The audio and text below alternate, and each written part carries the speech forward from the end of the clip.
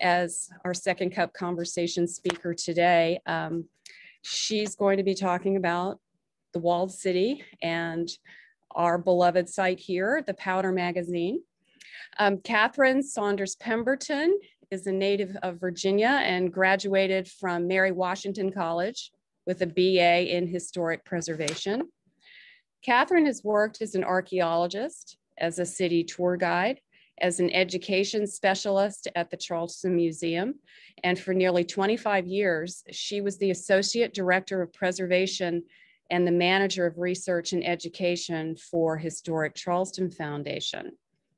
Since 2005, Katherine has also taught a graduate course in historical research methods for the Clemson College of Charleston program in historic preservation and has chaired the Mayor's Walled City Task Force, which has sought to investigate through research and archaeology the history of America's only English walled city. She is now the director of the Powder Magazine Museum and director of programming for the National Society of Colonial Dames in America in the state of South Carolina. And we here on staff have been so excited to work with her and are learning so much about the walled city and how the Powder Magazine fits into this. So very excited to turn this over to her. Thank you, Tina. Well, I'm delighted to be at the Powder Magazine and to be able to share with everybody this morning kind of that intersection between the Powder Magazine and the walled city that Tina was talking about. We have, been exploring through our Second Cup conversations many of the Great American Treasures and other sites that are affiliated with the colonial dames of America. And we've learned so much from these Second Cups. We wanted to share our own little museum with you. It is sort of an outlier or a little bit unusual in the kind of portfolio of dame properties in that it is not a typical historic house museum, but rather it's a very much of a military structure from the earliest colonial period. And it's also a one-room museum. So to do a tour of the Powder Magazine, unless we were going to kind of go around and read all of the exhibit panels and kind of do it with you, we thought, wouldn't be as good as maybe having a PowerPoint that showed the PowerPoint or the Powder Magazine in a larger context. So talking about first this morning, the walled city itself and how that Powder Magazine fits into the fortifications. And then we'll kind of do a deep dive into the structure itself. Why was it built? How was it built? The architecture and the historical importance of the structure. Why did the dames choose to save it in the early 20th century? So I think it all makes a lot better sense once you kind of understand the entire context of it. So I'm going to share my screen and we're going to kind of delve into this, hopefully. Let's get to the PowerPoint here. Hopefully everybody can see my screen. So just you're seeing an image from around 1711 on the left, with Charleston as a walled city, completely encircled by walls from about the 1690s into the 17 teens and 20s. The walls come down over time. We don't have a lot of this left on the landscape, but we'll talk about what we do have as we go through this morning. I think just to make a point too, a lot of visitors who come to Charleston are surprised at how much colonial history that we have. And I think one of our missions at the Powder Magazine is to really reinforce that Charleston wasn't just an antebellum city. Yes, the Civil War started here in 1861. Yes, there's a lot going on throughout the 19th century, but by the 19th century and by the Civil War, Charleston was already an old city. So one of our jobs is to really kind of take people back a ways and reinforce the colonial period. And we have a lot of it. This top image is one of my favorites. This is an engraving of an exact prospect of Charlestown. It's from a painting that you see below It was engraved or painted in 1739 and engraved. This shows the entire waterfront of Charlestown in 1739 as a fortified city. You can see at either end, bastions or forts, these triangles called redans. We'll get into that. But there's a lot of early fortification history and just a lot of really interesting military and social history from that time period. But to scoot back just a little bit, why is it here in the first place? Carolina is settled first in 1670. The colonists moved to the peninsula in 1680. The entire colony, though, is on land granted by King Charles II of England to 8 noblemen called the Lords Proprietors of Carolina. They were basically granted land, everything south of Virginia into Spanish Florida, and then all points west. This map here illustrates the wonky nature of early maps. You'll see Virginia is towards the bottom, and heading south is towards the upper left, and the mountains on the right. So it's a little bit not what we're used to as far as north being up. And my maps will kind of shift around too, but I'm happy to orient you. But all of this land was thought to be English, but there are competing land claims at this time. The Spanish thought they owned a large part of this, so did the French. And of course, the Native Americans were here. This was already their home.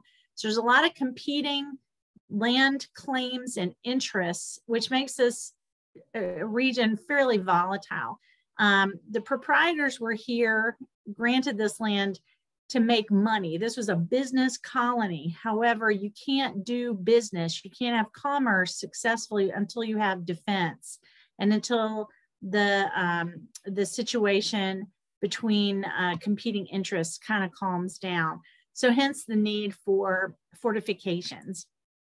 Now, here's just an illustration of those competing land claims. This is an early map before the Carolina colony, but in 1657, this is a map showing what Florida considered itself to be, what Spain considered their interests, basically the entire Gulf region and more, butting up against the English and Virginia and then France above it. There was no Carolina at this time.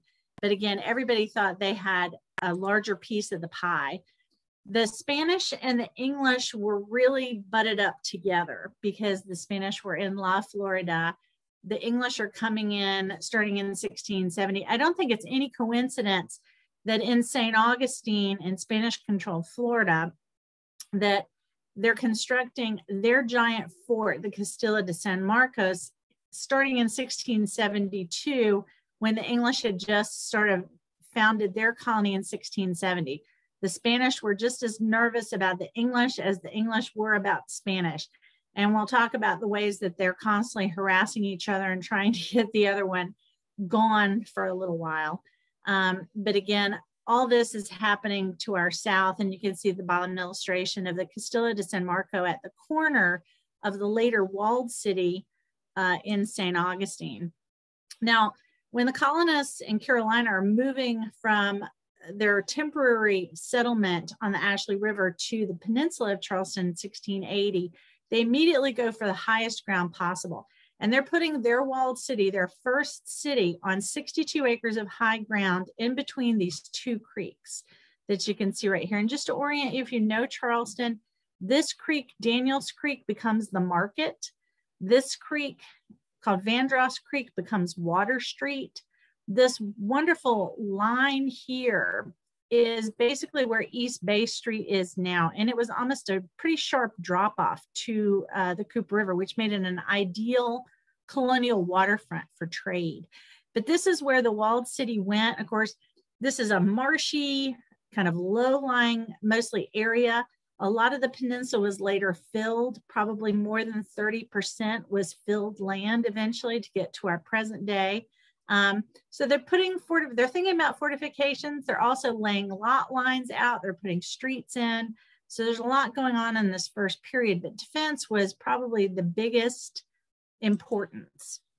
So Charlestown, once it becomes fortified, once it becomes ringed all the way around with fortifications, becomes the only English walled city in North America. We talked about the Spanish in St. Augustine.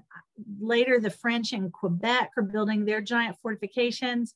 But really, this is the only English walled city in America. And again, who comes to Charleston thinking that they're really visiting a walled city? Hardly anybody. But it was. There's not much above ground. Most of this is now archaeological, but we'll talk about that. This CRIS map, which we saw before, was surveyed in 1704, published in 1711. And this is probably the best map that shows the early fortifications. But just to orient you a bit, this line on the bottom along the Cooper River was that colonial waterfront that was so straight and deep, great for trade. Here's Daniels Creek, the market. Our powder magazine is right about here. This is Meeting Street.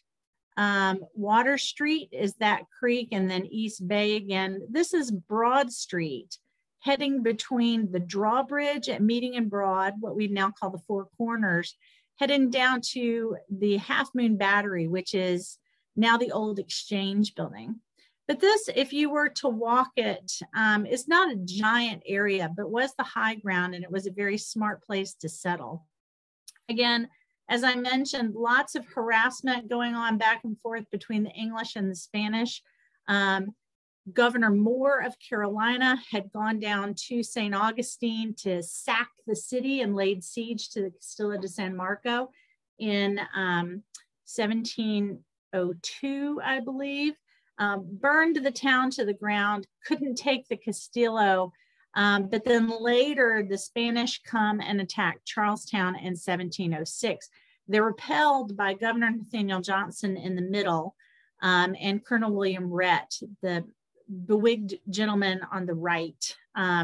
So it's not too much of a big deal, but really the reason that they were actually able to repel the Spanish was largely because of the walled city. Now in 1721, you still have maps showing the fortifications of Charleston along with some of the streets. This map was found in the British Public Records Office. It's called the Herbert map of 1721, and it shows again those corner bastions, the drawbridge, some of the principal streets.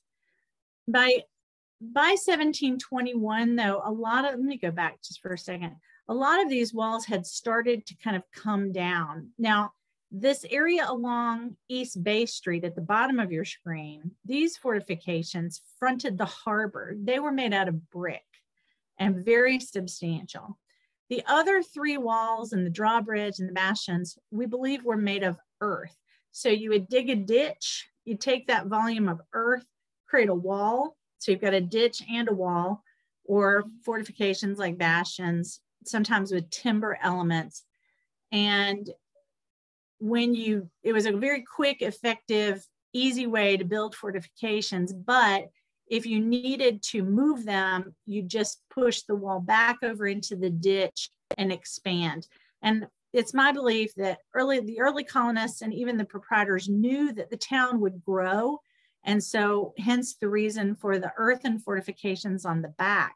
But they did want to present a very strong front bricked fortification on the water side because of the potential for naval invasion. And that's what kind of scared off the Spanish in 1706, that very massive looking fortification from the water.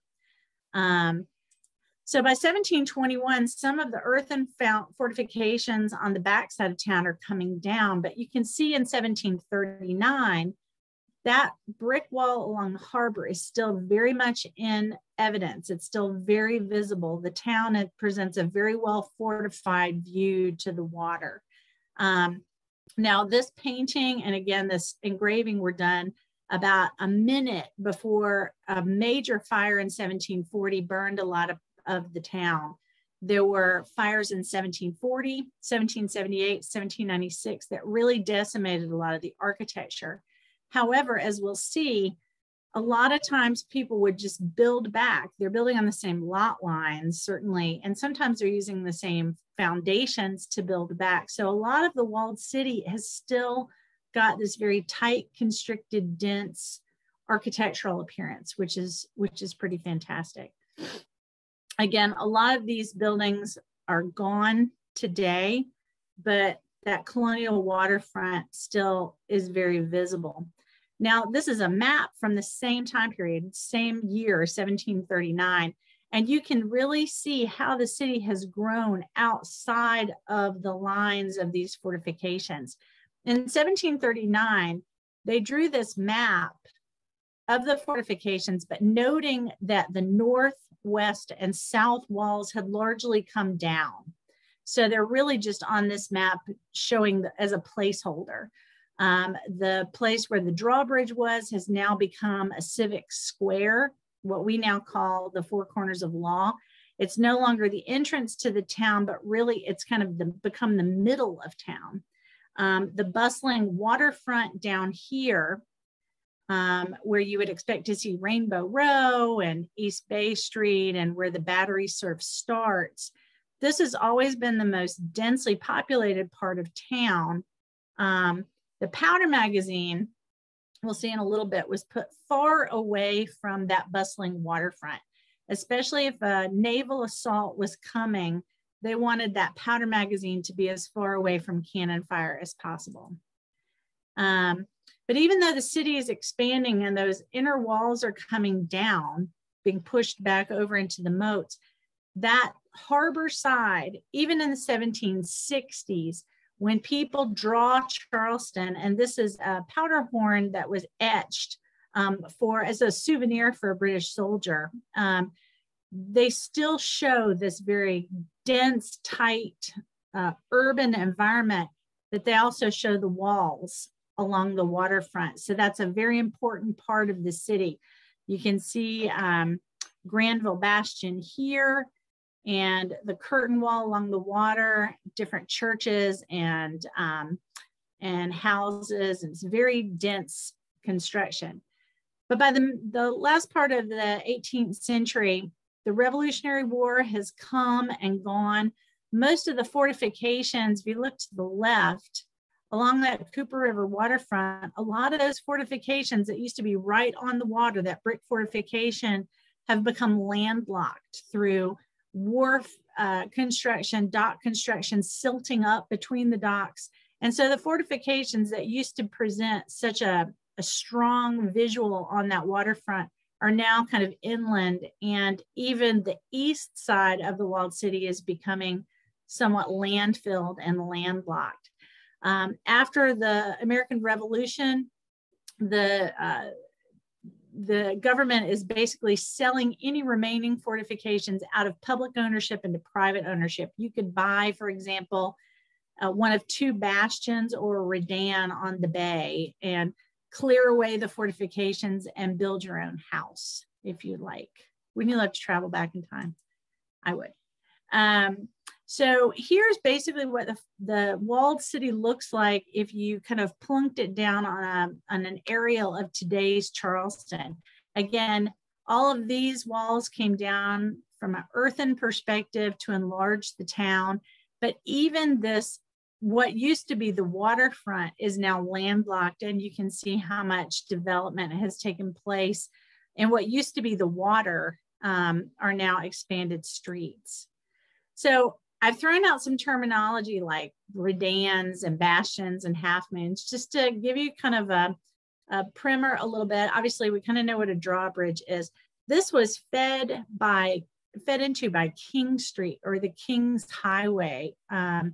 King Street didn't just pass it originally, it dumped right into the drawbridge, right into Broad Street.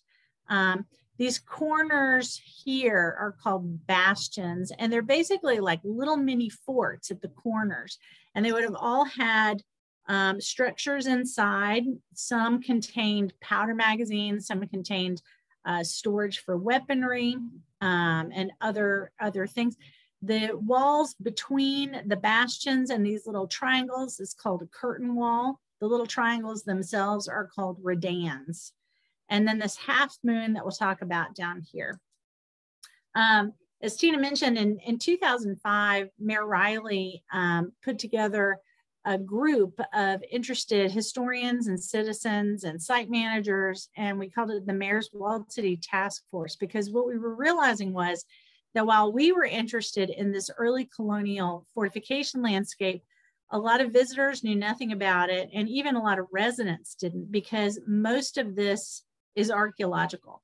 So we really wanted to bring attention to the early history of the walled city, and we really wanted to kind of educate people, tour guides and others, about why it was there, where it was, and why it was important. So I've been working on that since about 2005, building on some investigations that had already taken place. For instance, in 1925, the Granville Bastion at the very southeastern corner of the city was uncovered during a construction project. We actually have 2 cannonballs in the powder magazine from this excavation, but this was the biggest fort, the biggest corner, and the most exposed to a naval assault. And you can see that little building inside that would have housed troops, powder, other materials. But anyway, it was exposed. This brick portion was exposed in 1925. And this is how it looks underneath the building that covered it, or the addition that covered it over in 1925. They left a portion exposed. So pretty interesting down there. All that brick is still intact, and it goes into the ground from street level 14 feet, and it's 5 feet thick of brickwork. So this is pretty massive infrastructure. You can see a section here, and just how they had to engineer this with, they're building this brick in a mud environment, a very wet environment with the tide coming in. They're having to lay bricks in a hurry. They put palmetto logs down, stake it with cedar, put a plank down, and then start the brickwork on top of it. It's amazing that it's still there. Another part of the fortifications that was exposed in 1965 is under the old Exchange building. It's called the Half Moon Battery, that curvy part at the foot of Broad Street. And you can see the cannons playing out from it. This is where the Court of Guard or Armory was. In 1965, they excavated some of it in the basement. And today it's still the only place where the public can actually get a glimpse of the brick fortifications underneath the old Exchange building. So this is an article from that 1965 excavation. And this is what it's under today. So at the very foot of Broad Street, that fortification is in the basement. And really you can see about this much of it, not a huge amount. Now, in the 1990s, we got the discoveries of the walled city kind of started really coming quickly. In the 1990s, during the restoration of the county courthouse at Meeting and Broad Street, they found some wooden components of the drawbridge right under this building. They actually found 4 cedar posts. I know this doesn't look very exciting, but these are the very bottom framing for that drawbridge. And we took 2 of them out and conserved them. They had been sunk in the mud for so long and in an anaerobic environment that they still smelled like cedar. And it was like they were cut yesterday. It was pretty amazing. But in addition to those finds, the Mayor's Walled City Task Force really kind of got going in 2008, 2009 with an opportunistic dig here at the foot of Trad Street. We had the opportunity, and the mayor gave us some money and a lot of encouragement to do a dig where we thought there might be one of these redans. And there was already some construction going on, removing cobblestones here. We also knew that there had been a market later outside of the redan. So we were like, boy, if we could dig here, we could find all sorts of information. Actually, we did. We spent 2 seasons of archaeology here at the site. In 2008, you can see on the left here what was exposed in 2008. And then we were able to come back the next year with a call to Charleston Field School and find the very tip of the redan and the rest of it going back towards East Bay Street. Very exciting. And you can see here kind of that massive infrastructure that we talked about. Martha Zierden, who's the curator of historical archaeology at the Charleston Museum, sitting on top of, now above her head is street level. So this goes down into the ground, you know, well over 12 feet. We hit a lot of water. Here's the foundations of it with piles for this component, but we were really able to expose a lot of it, see the construction, and engage the public. We had a lot of public engagement on this because it was such a public archaeological project, and it got people really excited about the walled city. Well, finally, once everything was done, we were able to mark the Redan with brick in the street and parking lot, and put up some interpretive panels. So if you visit the site now at East Bay and Trad, you'll be able to read all about the walled city and about the archaeology that took place here. And it seems to really resonate with a lot of people. We're also able to put some of the artifacts from that dig in the Powder magazine and also at the Charleston Museum. We continue to find a lot of the walled city around the city, again, opportunistically, just trying to piggyback on construction projects and street and improvements wherever they're happening. Here's a glimpse of the curtain wall, that connecting wall between bastions and redans a few years ago. Crawling underneath the floor of the dungeon of the Exchange building, we were able to see where that curtain wall hit the half moon and take a lot of measurements and do some recordation. And even on private property where we've had wonderful homeowners like the Hanahan and Blessing families allow us to dig up their driveway where there was an extension to the Granville Bastion right here. The folks who lived there were redoing their driveway and they said, hey, do you want to dig? We were like, sure. So it kind of became a family affair where the Blessings, their kids, and some of our Walled City Task Force members spent the weekend digging up the driveway. And sure enough, that extension to the Granville Bastion was there. So there's lots of, again, potential for the walled city. We find out more about it all the time. But by the numbers, generally, again, we're one of only 3 walled cities in North America, which really says a lot about the importance of this place. And getting out that significance is something that we really want to work tirelessly on. We estimate that about, just on that one line, on that harborside line, was about 7 million bricks created by masons, enslaved and free, for those fortifications and the east wall, and just massive infrastructure again. And those earthen walls, probably about 6 feet high. The brick walls, probably a little bit more, and then the bastions, probably even higher, up to 10 feet. So there's corner bastions, there's those little triangular redans, and they all work together to form a defensive system to keep out Spanish, French, Native American threats to the city, and to allow the province to really kind of do commerce, which was what it was intended to do. People are, again, surprised that we have a drawbridge or had one. This is all on about 62 acres of high ground. Now, if you were to walk the walls today, it would be about 1.5 miles in perimeter. One of these days, we kind of want to take the idea of what we did at South Adgers to mark that Redan and continue it all the way around the city, so that literally visitors who come to Charleston can walk the walls of Charlestown just on their own. And we talked a little bit about the fact that one of the legacies of the walled city is in the architecture of the walled city.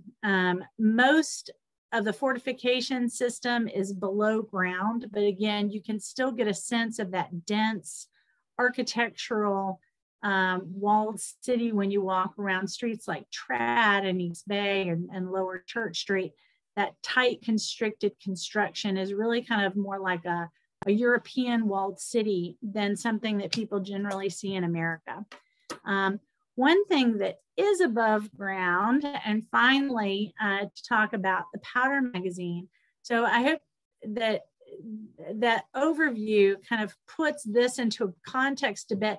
The powder magazine, which is right behind us, was built in 1713 to store the community store of gunpowder. So this was an integral part of the walled city fortification system. It was generally, if you have a fort, you have a powder magazine. If you think of the walled city as a giant fort, this is the powder magazine, and a really critical part it played in early Charleston's defense. So again, Nathaniel Johnson, who we met with the Spanish invasion of Charleston, I think he knew, even though he wasn't the one who went and sacked St. Augustine, that was Governor Moore, I think he knew that there would be retaliation from the Spanish coming to Charleston. And as early as 1703, he was advocating for the need for a powder magazine. And it took about 10 years. But in 1706, he says, this magazine for not only the store of powder, but also ammunition, bullet, and other warlike tools is necessary. And he kept pushing for that powder magazine. It eventually gets completed in 1713. But by 1712, even though some progress had been made towards this powder magazine, again, a lot of powder was still being stored in various corners of the walled city. And even if you think about how many fires had happened in Charleston, or were getting ready to happen in Charleston, and how tight and dense the construction was, believe it or not, residents were allowed to keep certain levels and amounts of powder in their homes, which just blows your mind now because you think, what a bad idea. So one of the reasons that this building was effective as a powder magazine, it has to do two things, right? In case of incoming fire, it has to be a very stout building to protect the very flammable, explosive material inside. And also it has to protect everything around the powder magazine from impact in case there was an explosion. This is a very purpose-built structure. You can see on the top right, there was a door here. This would now be really kind of the back of the powder magazine. But during the walled city, this would probably be more towards the city, and what's now the front of the building is really kind of the back side that faced the wall. But you only see one door here, and you see these little tiny windows. That's probably on purpose. You know, you want to have as few openings as possible. This really needs to be tight, controlled, stout building. The bottom on the picture on the bottom right, I don't have anybody for scale in that, but that wall that you see and the walls, the exterior walls of this building are just shy of 3 feet thick, solid brick. Now, as the walls go up to the top and form these groin vaults, the walls get thinner on the way up. And you can see the roof here on the left today. During the restorations in the 1990s, they confirmed by doing a lot of roof work that in between the ceiling and the roof, there was about 4,000 pounds of sand in the attic. And what's the reason for that? Well, the construction of the walls in these vaults and the thickness of the walls meant that if there was an explosion from the interior, the explosion would go up rather than out. And the sand that was in the roof was designed to come down and dampen any kind of flame or explosion. It was never tested. The powder magazine did not explode. In fact, it was probably a little bit of a wet building, a little bit humid, which wasn't great for the powder, but it was great that it never exploded. But this is all very intentional, this design. It's designed to withstand fire, but also keep an explosion contained within its walls in as much as possible. Just understanding the sort of nature of this building, it's a very utilitarian structure. It was designed to be a storage facility, and really a storage facility mainly for gunpowder. So it was designed to store up to 5 tons of black powder. So 10,000 pounds, 100 barrels, 100 pounds each could be stored here. I've got an illustration here from Tillsbury Fort in the UK, which is about the same time period as ours. Now, by 1717, when Tillsbury Fort was constructed along the Thames, it really reflected the sort of more advanced technology for a powder magazine. They were really making these things rectangular. Ours seems to have been a little bit of a holdover. It was a little bit outdated in 1713 to still have such a square powder magazine. But you can see in the Tillsbury illustration how powder really would have been stored in here and stacked with very minimal openings, very thick walls to kind of keep explosions contained. Now, again, by 1739, you can really see how the city has grown and expanded. We talked a little bit about the fact that here's Granville Bastion at southeast corner. If there was a naval invasion in the early days of the walled city, it would come from here. The powder magazine was way back here, kind of in no man's land, away from any kind of fire from a naval invasion. But by 1739, we'll take a closer view. Here's the powder magazine, and here's St. Philip's Church. Here's the Independent Church, lots of houses all around this thing. And the city was really getting nervous about having such a giant explosive building in the very center of town. Oops, let me go back to say. They were petitioning the government saying, look, this is a very bad situation. We've got churches all around this. If anything happened, you know, we'd all be dead. Even if lightning struck this building, it would just completely destroy everything. So by the mid-18th century, not only did the need for the powder magazine not really exist in the way that it had before, things were getting better with France and Spain and Native Americans. The security situation had diminished a bit, but it's also now right in the middle of town instead of on the edge. People really wanted it moved. So they built a new powder magazine, but they did try and recommission this one during the siege of Charleston in 1780 by the British. Not such a great idea. So if you look at the map on the right-hand side, early on, a naval assault would have come from here, and cannon fire to the powder magazine would have been very tricky.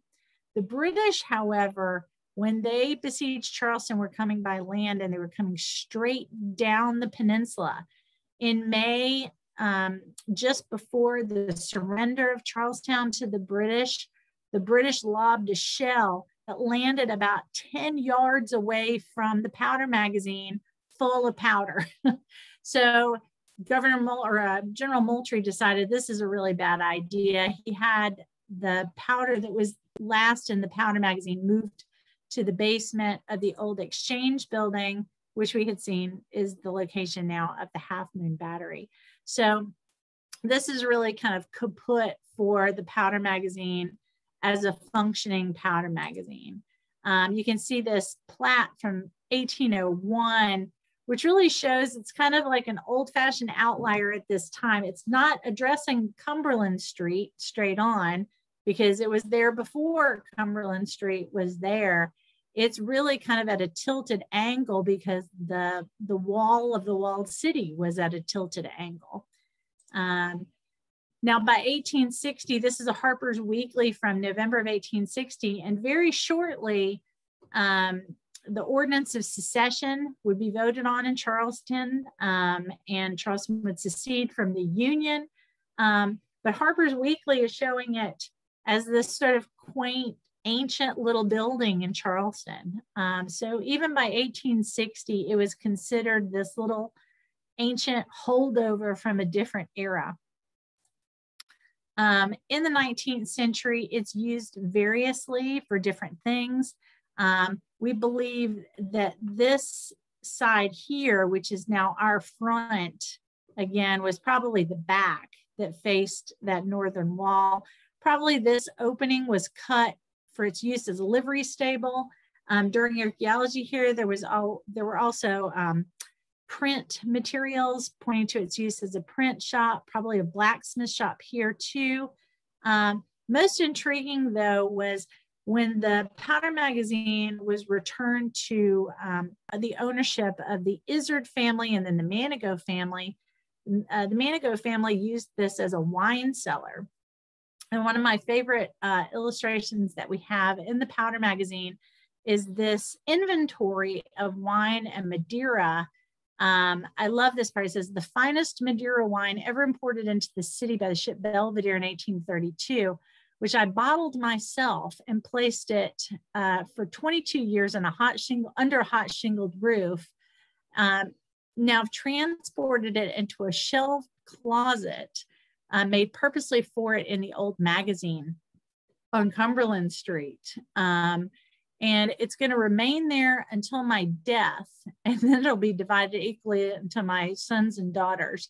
And then he's talking also in the old magazine for his children, all these bottles. Now, this is just 800 of the bottles he's talking about of the 1,000. So I always think about, you know, stacks of wine bottles where there used to be stacks of powder kegs is really interesting, and probably the best use for this building ever, because it was a hot, humid environment, perfect for Madeira storage at any rate.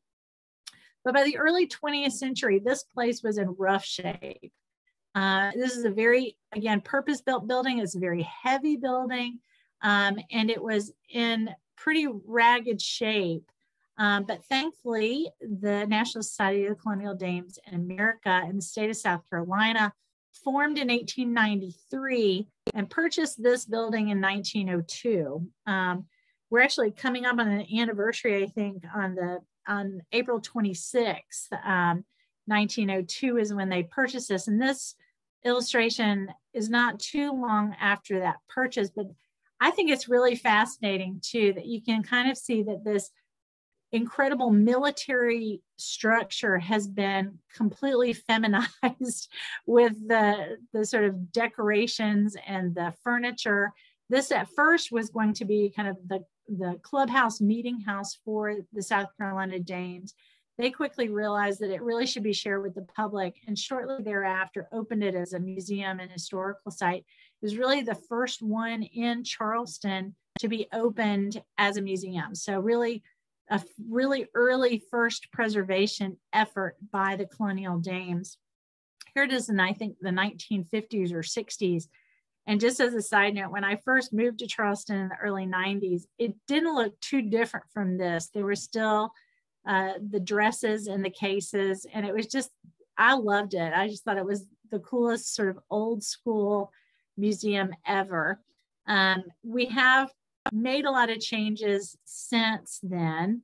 In 1938, the Dames acquired the house behind the powder magazine, which we just call the Dames House, here at 81 Cumberland Street, this 3-story brick single house, which you can see we have offices in here for powder magazine and also the NSCDASC.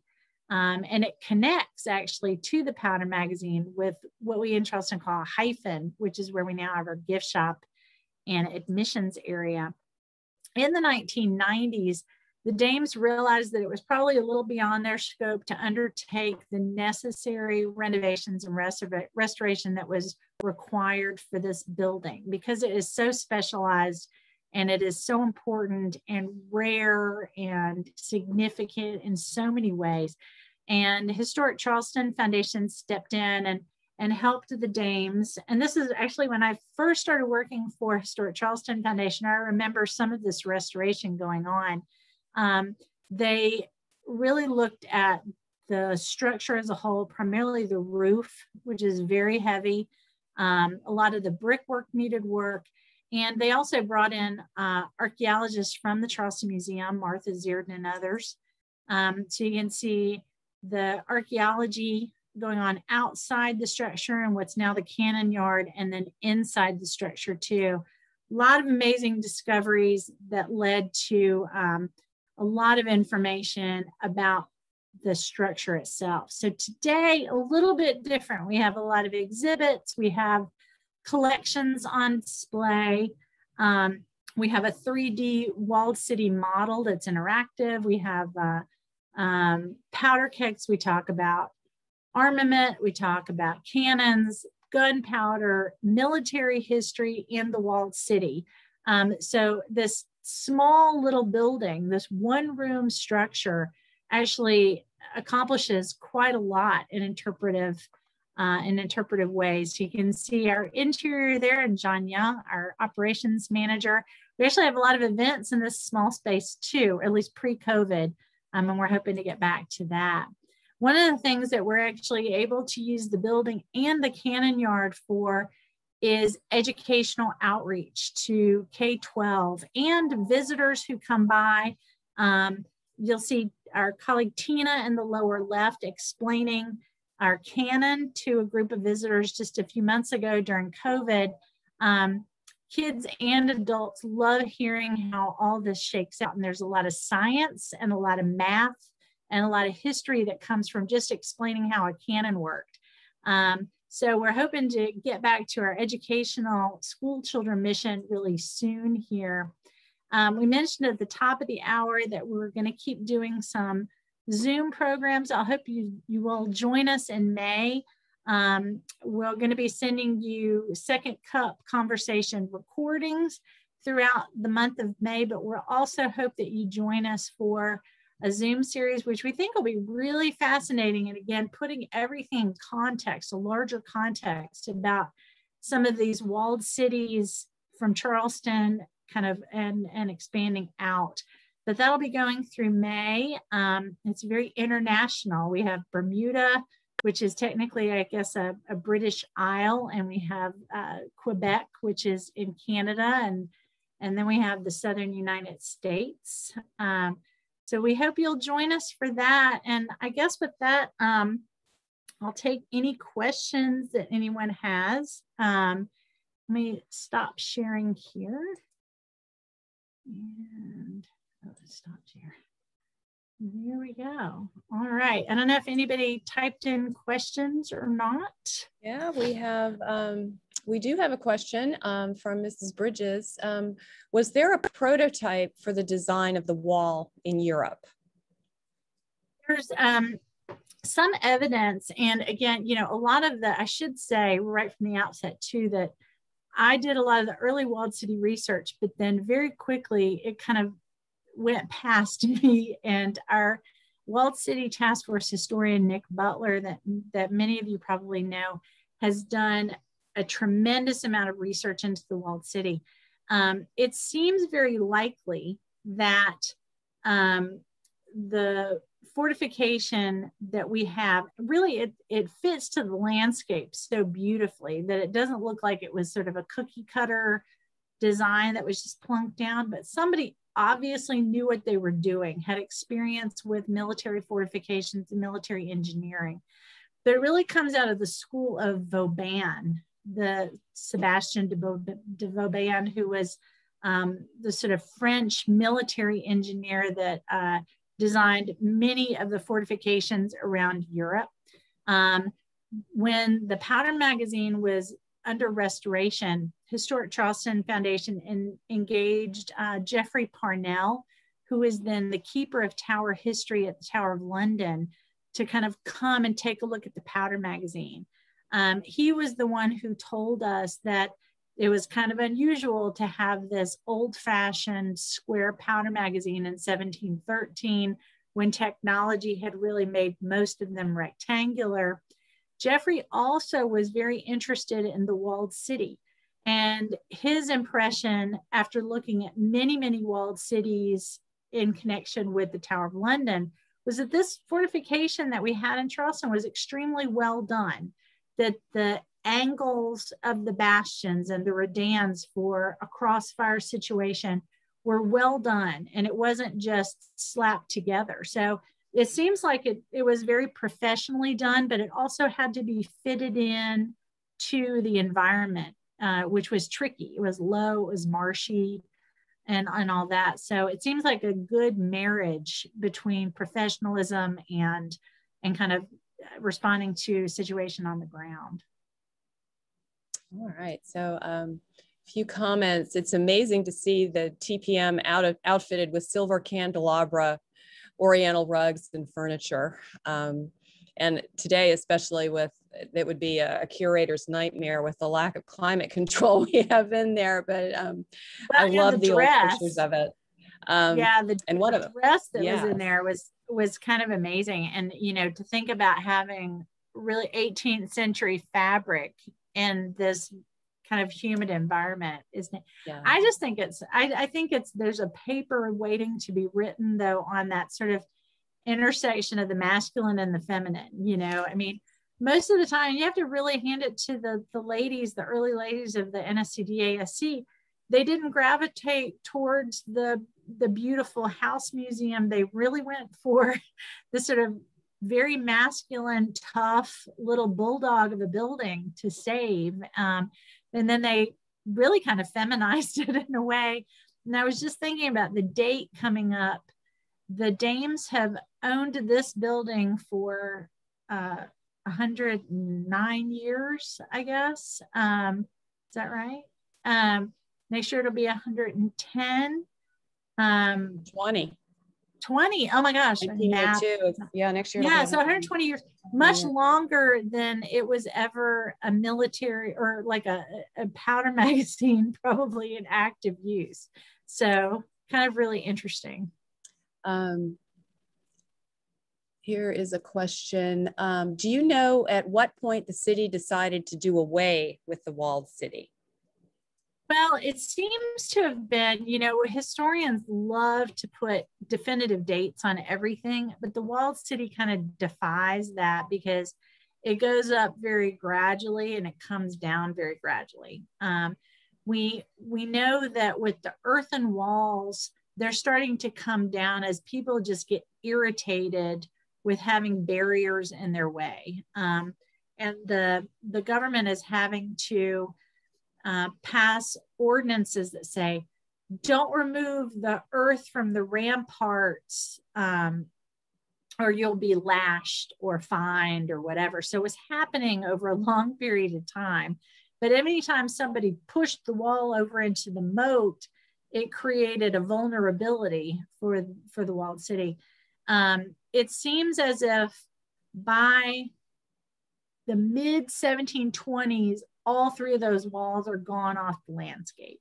But it's done in very gradual fashion, and there's never a civic effort that says, there's never a law passed that says all these walls will be down by such and such date. They just kind of come down over time, which is, you know, for historians, we like to have that starting and end date. And it's not really possible for this. Yeah, I think in some of the reading I've done that people would, when things were quiet, at least on the waterfront, people would build their wharves out over it and then be told they have to take it down in case of a threat, or it just seemed to be a very organic process. And you know, and there's a lot of private responsibility, because when the wall went through your property, the government didn't come in and build that wall. If it was on your property, you were responsible for building that segment, and you were probably also responsible for taking it down, no longer needed.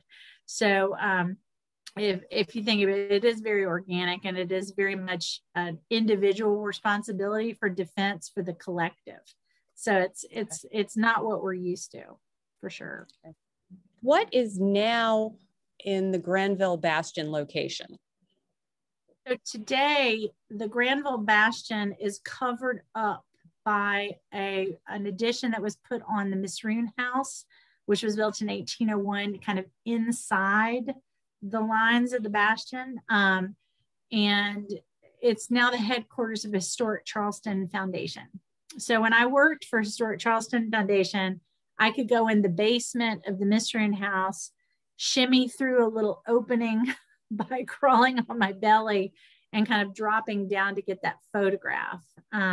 So part of that bastion that was uncovered in 1925 by Albert Simmons and Samuel Lapham is still visible. But you have to do kind of this military belly crawl under a 1925 edition. There was some talk for a while about making part of that bastion visible to the public, like they've done at the old Exchange building with the half moon, but it's an engineering nightmare to kind of do that. So I don't know if that'll work. I used to take tours down there, and I was just terrified that somebody would get stuck. Was the powder magazine finished before the Spanish attacks? No, it wasn't even started. At that point, the powder was really just in the different bastions. And the interesting thing about that Spanish invasion of 1706 is probably, even though the front brick side was complete, we're not positive that the back earthen side was completely finished by 1706. So if the Spanish had decided to come by land, they might have taken us. But as it was, when they rolled into Charleston Harbor, they were confronted by this very massive brick line. And I think they went, oops, we weren't expecting this. But thankfully they didn't go around and see the mess that was probably on the back. So it's close calls. Yeah, and I think there was a hurricane. Didn't there? Right, Was there was a planned Spanish attack in the 1680s that was blown off course by a hurricane. I think twice the weather saved Charleston from a Spanish attack, or combined French and Spanish attack. So this is very touch and go. You know, it's kind of amazing that the English were able to stick it out, because it could have landed probably either way, if not for a hurricane or just, you know, a decision to land on a certain area. So it's kind of interesting. Is there any documentation of who designed the powder magazine building and any list of builders? Not so far. One of the things that we're really keen to find out about, and I would love to find out more about, is we know, for instance, that with the construction of the fortifications, the walled city, that there was slave labor involved, because there were calls put out basically by the colonial government, basically saying, if you own a plantation within 10 miles of Charleston, you must send X number of able-bodied slaves to help with the entrenchments or the fortifications. Probably that's the case with the powder magazine, but we don't really know. I think that Nick has really found that there's a lot more in the state archives that hasn't really been transcribed and hasn't really been brought to light yet. There's also probably information in England that we haven't uncovered yet. So the jury's still out as far as whether there's that information. If you think about it in a way, especially in the earliest period, during the proprietary period, the Tower of London and the armory, or the Tower Arsenal, is really in charge of a lot of the weaponry and powder and everything. And there's definitely a connection between the Tower of London and the powder magazine in Charleston. If you think about the powder magazine as almost like a satellite office of the Tower of London, materials were flowing between the Tower of London and the powder magazine. So there may be records in the Tower Arsenal, the British Public Records Office, that we just haven't found yet, but it bears a lot more research for sure. Lots to do. Also, do we have any information on who maintained the magazine when it was in use as a magazine? Was it military, or were there private guards? I guess the running of it. Right. From what I understand, you know, so there's a couple of different kinds of storage here. There's the community store of powder. And one of our exhibits, it talks about the fact that in the earliest days of the colony, if you had a ship coming in, you had to pay basically a tax in black powder to the community. So that would get stored in the powder magazine, as well as what the community owned for its own defense. Private purveyors of powder could also choose to store powder in the magazine, and they were allowed to store about 25 pounds of powder in their own residences. Who would want to do that? I have no idea. But the remainder would have to come to the powder magazine, and they would have to pay for its storage. So we're housing not only the public store of powder, but also some private powder as well. As far as who's guarding it, there's militia, there's British soldiers who are guarding it. Again, it's a very tight, controlled building, not many windows or doors. What we found archaeologically was sort of inexplicable. However, you would think that there wouldn't be a lot of smoking around a powder magazine, but archaeologically there's tons of pipe stems and pipe bowls. I think there's chicken bones. It just seems like whoever's guarding the place had a lot of time on their hands. They were really bored outside, and they're smoking and eating chicken when they're here. So, and drinking. It's a terrible combination. But any other questions or comments? Well, it's been so much fun to share with you guys. If you're interested in this topic, again, especially for the Charleston one, for our Walled Cities lecture series that's starting just in a couple of weeks, you'll get a completely different take on even the Charleston situation from Nick Butler, who is incredibly knowledgeable and gives a great presentation. He's probably one of the best presenters I've ever heard.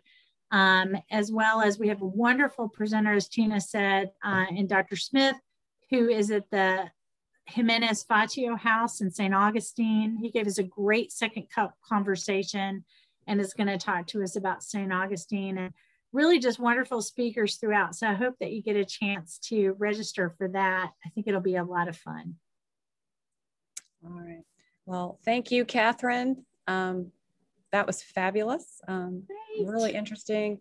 And thank you everybody who joined us. Also keep your eyes out for links to recordings of previous Second Cup conversations so you can catch up or watch them again if you like. So thanks everybody.